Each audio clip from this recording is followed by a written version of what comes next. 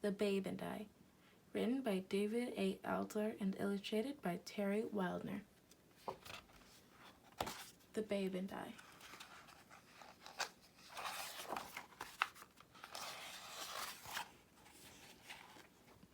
For my birthday, I was hoping my parents would give me a bicycle.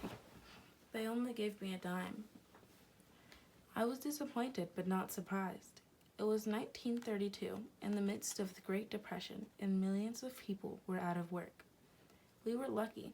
My father had a job, but we never seemed to have much money. Where we lived in the Bronx, New York, everyone was poor.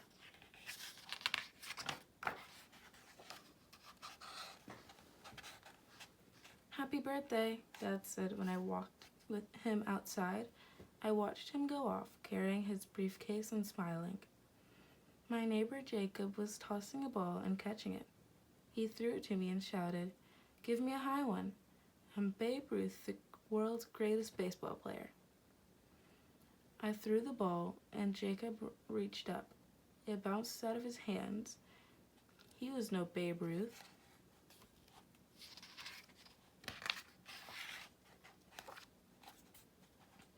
We played for a while and then Jacob said, "I have to go to work. Come with me. We can have a catch while we talk." A few blocks from home we passed a woman selling apples. Her clothes were wrinkled and shabby. I gave her my birthday dime and bought 2 apples, one for me and one for Jacob.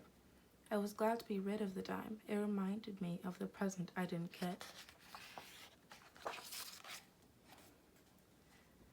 We turned onto Webster Avenue, and there were more apple sellers.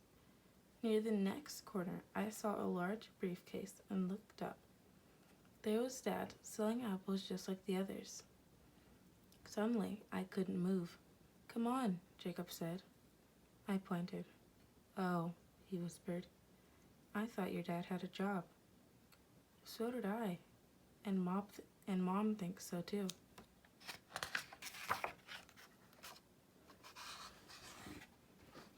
There were tears in my eyes as I watched people walk past my father.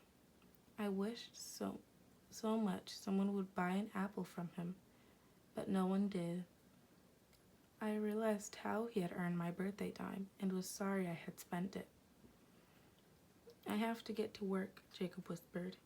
I was too dazed to know where we were going.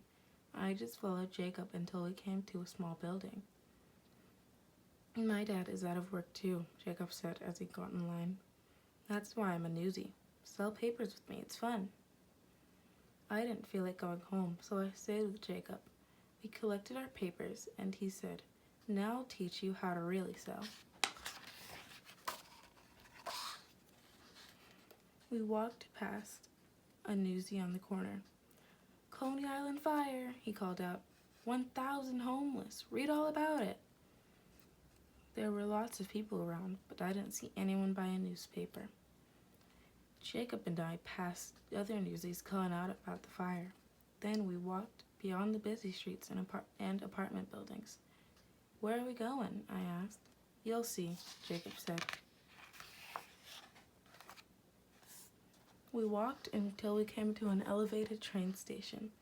People were rushing from it into the large ballpark just ahead. "We're here," Jacob said. That's Yankee Stadium." I held up one of my newspaper and called out the headline, "Coney Island fire. Read all about it." "No," Jacob said. "No one here is interested in fires." He picked up a newspaper and looked through it. "Here it is," he said. "This is what they want.